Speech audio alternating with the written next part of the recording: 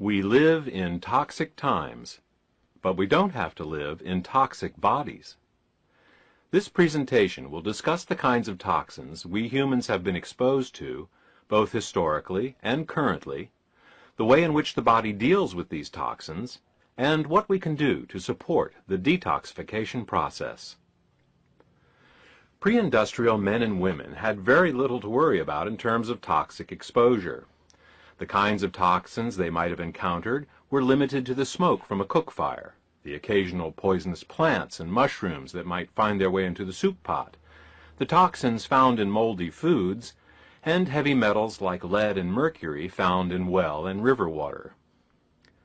The name of the detoxification system that handles these types of poisons is called the glutathione conjugation pathway, and for pre-industrial man, this was all that was needed. Modern men and women have these same types of toxins to deal with, but both the manner in which we are exposed to them, as well as the amounts we are exposed to, have changed. Let's look first at smoke. Our troubles began in the 1800s with the widespread use of coal as an energy source for homes, factories, transportation, and the production of electricity. In London, infamous black fogs from burning coal would last for days, darkening both the faces of the buildings and the lungs of their inhabitants. Many of the citizens of London and other newly industrialized cities became sick and died. In time, legislation was passed putting coal-burning plants farther away from residential sectors, but this was only a short-term solution. There is, after all, only one planetary atmosphere, and as more and more countries became industrialized, the smoke from burning coal became a worldwide problem. Add to the air the exhaust expelled from the now nearly 600 million vehicles on the world's roads, and you can see that the smoke problem has only increased. In some cities like Los Angeles and Mexico City, daily smog reports are given in the newspapers and radio stations, letting people know how safe it is to go outside and breathe the air. Comparing photos of the atmosphere over the last 20 years, meteorologists have been able to document a significant darkening of our skies. A thick cloud of toxic air has settled over the planet, and while it is worse in some areas than others, the atmospheric changes are evident from pole to pole. Add to this the fact that some of us breathe smoke directly into our lungs from cigarettes, and the problem is only compounded. Our glutathione system was sufficient to detoxify the smoke of a small cook fire, but it is overwhelmed by the sheer mass of airborne toxins it must currently deal with, and so these airborne toxins have begun accumulating in our bodies. Let's move on to the next type of toxin, chemicals. The only chemicals pre-industrial man was exposed to would be found in the plants he would eat. Plants have various defenses against being eaten. Some plants, like cactus, develop sharp spines as a deterrent. Others manufacture chemicals that make those who ingest them sick. Cooking would often destroy or dilute these poisons to levels that were no longer harmful, but still, we would need the glutathione system to deal with them from time to time. Today, we are exposed to thousands of chemicals on a daily basis. Each year, an estimated 400 million tons of the 6 to 7 million known chemicals are produced for use in industry.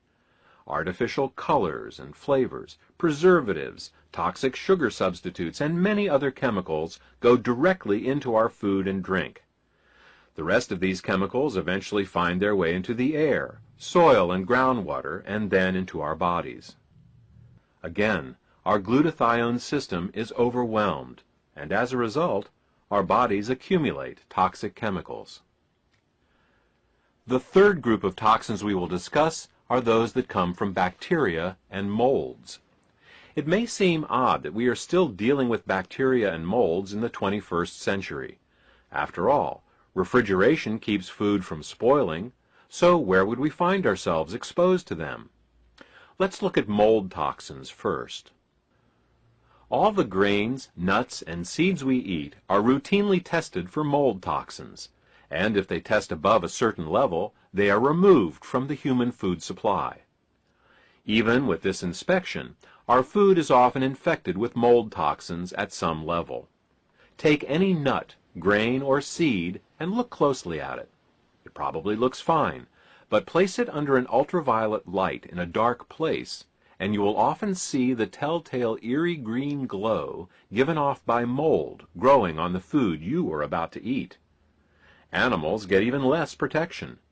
The feed given to cows, poultry, pigs, and fish are allowed to, and regularly have, extremely high levels of mold toxins in them. Food considered too moldy for human consumption is purchased at a discount as feed for these unlucky animals. Over the animal's life, these mold toxins continue to concentrate in their tissues in ever-increasing amounts. When we then eat these toxic animals, their mold toxins are passed on to us. Through the principle of biological magnification, we often end up with mold toxin levels hundreds of times higher than that of the livestock we actually eat, and thousands of times higher than the moldy food they eat. This, added to the fact that these animals are all massively dosed with antibiotics from the day they're born until the day they are slaughtered. These antibiotics, meant to prevent their cramped and unhygienic living conditions from giving them infections, makes for an even greater mold toxin exposure, as many antibiotics are made from molds. When you include the toxic molds growing in the walls and ventilation systems of most houses and office buildings, you can see that we actually have a significantly greater exposure to mold toxins now than we did 300 years ago. Again, our glutathione system is overwhelmed, and as a result, our bodies begin to accumulate mold toxins. Okay, we've discussed molds. Now let's look at bacteria. Better hygiene has removed most of our bacterial exposure with one exception, and that is the bacteria we carry within our own bodies. It may be surprising for you to learn that there are more bacterial cells living inside your gut than there are cells in your own body. Billions of bacteria live in our mouths, on our skin, and especially in our gut. Now, if you were breastfed as a child and never given antibiotics, then it is likely that your gut is filled with healthy, life-giving bacteria. These good bacteria help you digest your food and produce useful things like B vitamins and vitamin K. On the other hand, if you have ever taken antibiotics, then you've killed off some of your good bacteria, and bad bacteria may be growing in their place. These bad bacteria can secrete toxic waste products, sometimes directly into our bloodstreams, day in and day out. Let's discuss heavy metal exposure. The only source of heavy metals for pre-industrial men and women would have been their drinking water. Unfiltered well and river water could have small amounts of lead, mercury, arsenic, and other metals in it, but rarely in amounts high enough to be of concern in most locations. We, on the other hand, are continually exposed to heavy metals in unprecedented amounts. It is estimated that we will eat 1/3 of a teaspoon of mercury, 1 teaspoon of arsenic, 1 teaspoon of lead, 1 teaspoon of nickel, and over 3 pounds of aluminum in our lifetime. There is no way that our glutathione detoxification system can hope to keep up with this level of exposure, let alone deal with all the other types of toxins we have discussed.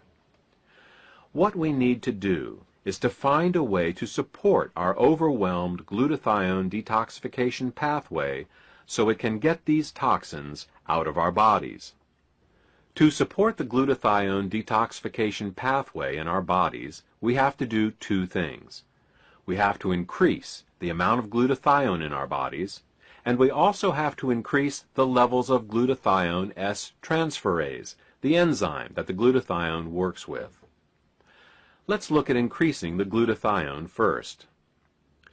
Glutathione is a tripeptide protein and is made up of the amino acids cysteine, glutamic acid, and glycine. It is made in every cell in the body, and in addition to its job in detoxification, it is one of the body's most important antioxidants. Because of its tripeptide structure, oral supplementation of glutathione just doesn't work. When taken orally, glutathione is simply digested into its original amino acid building blocks, just as any other protein would be.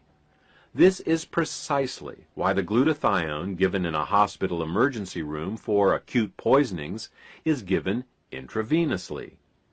Glutathione simply can't make it through the digestion process intact.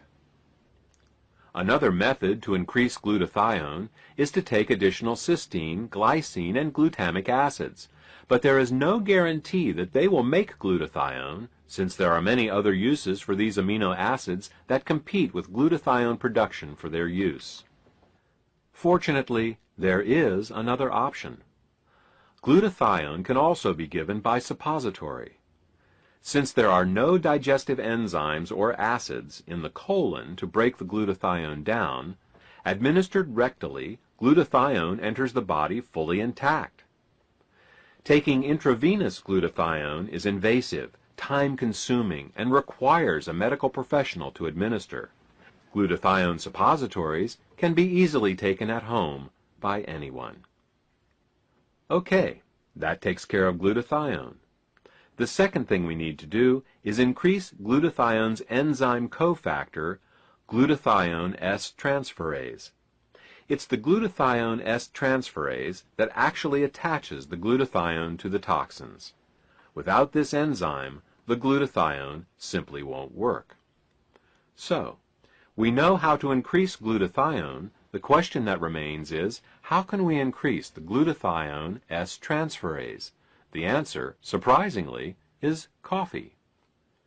Everyone knows of the ability of coffee to keep us awake when we're tired, but it is also a great detoxifier. But here's the catch. It has to be taken as a suppository. Drinking the coffee won't have the same effect.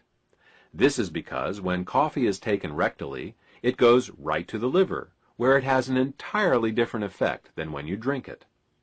Orally administered, coffee is a stimulant, but only a mild detoxifier. Rectally administered, coffee is a relaxant and a powerful detoxifier. The first recorded application of rectally administered coffee was in a German army hospital in World War I, where its healing effects were discovered quite by chance. Patients are often given enemas to empty their intestines before surgery, and in one case, a German nurse, unable to find any other warm liquid to use, gave enemas to some soldiers with coffee instead of plain water. The patients who received the improvised coffee enemas reported an immediate decrease in pain. Later, these same patients demonstrated faster recoveries from their wounds and surgeries than their compatriots who received the standard warm water enemas. The coffee enema quickly gained popularity with surgeons and medical clinics around the world as a method of both cleansing the liver and rejuvenating the body. Today, coffee enemas are commonly administered in alternative cancer clinics, both as a means of detoxification as well as a general rejuvenator to the body. While many of the younger doctors have not heard of the benefits of coffee enemas, favoring drugs instead of natural remedies, many of the older doctors swear by them. Fortunately, we don't have to take an enema to get this special benefit of coffee. Similar to glutathione, coffee can also be administered as a suppository. The advantage of using coffee in suppository form is that it is faster and more convenient, and does not wash away electrolytes or impose an additional fluid load on the heart and kidneys, like an enema will. To this end, we have created Xenoplex suppositories. Xenoplex suppositories contain both glutathione as well as organic coffee extract. The glutathione in Xenoplex is delivered intact right to the body, and the coffee extract helps raise the glutathione S-transferase levels at the same time. Using these two ingredients together, you can literally supercharge your body's detoxification system. Our body has the ability to detoxify itself, provided we support it properly. Yes, bodies.